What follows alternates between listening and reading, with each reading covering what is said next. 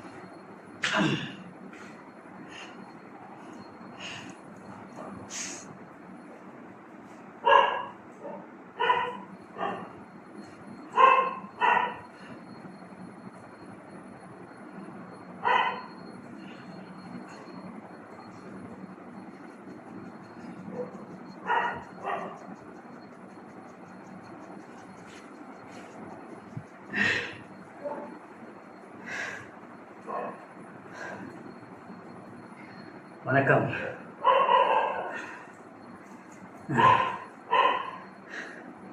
இப்போ நீங்க பார்த்தது ஏகபாத சிரசாசன மயூராசனம்,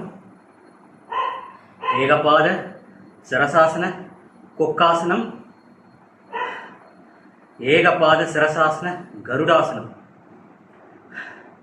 மூணுமே பச்சி சம்பந்தப்பட்ட யோக நிலையில் இருக்கிற பச்சிகள் செய்யும் ஆசனம் இது. அதுவும் எக்ஸ்ட்ரீம் போசஸ். விநாயகர் சதுர்த்தி நாளைக்கு விநாயகர் சதுர்த்தி விநாயகர் சதுர்த்தியை முன்னிட்டு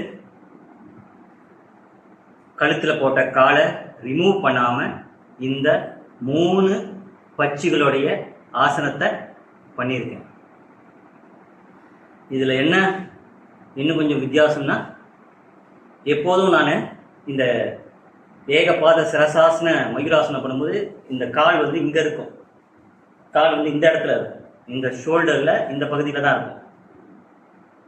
இந்த தடவை நான் பண்ணும்போது அதே கால் வந்து என்னுடைய இந்த கழுத்து பகுதி வரைக்கும் வந்திருக்கு. அதை நீங்கள் என்னுடைய பழைய வீடியோவில் பழைய பிக்சர்ஸில் பார்த்தீங்கன்னா உங்களுக்கு அந்த வித்தியாசம் தெரியும். இது வந்து ப்ரூஸ்லி எப்போதும் ஒரு விஷயம் சொல்லுவாராம், எனக்கு பல விஷயங்களை செய்கிறவங்க மேலே வந்து பயம் கிடையாது, ஒரே விஷயத்தில் ஆழ பதிஞ்சு செய்கிறவங்க மேலே எனக்கு பயம் வரும் அப்படின்னு. ஸோ நம்ம நிறைய விஷயங்களை கற்றுக்கிறத விட ஒரே விஷயத்தில் ஆழ கற்றுக்கிட்டோன்னா நம்ம அதில் படிப்படியாக தேர்ச்சி பெறும். அதனால் எல்லாரும் ஒரே விஷயத்தில் ஆழ பதிங்க. நன்றி, வணக்கம்.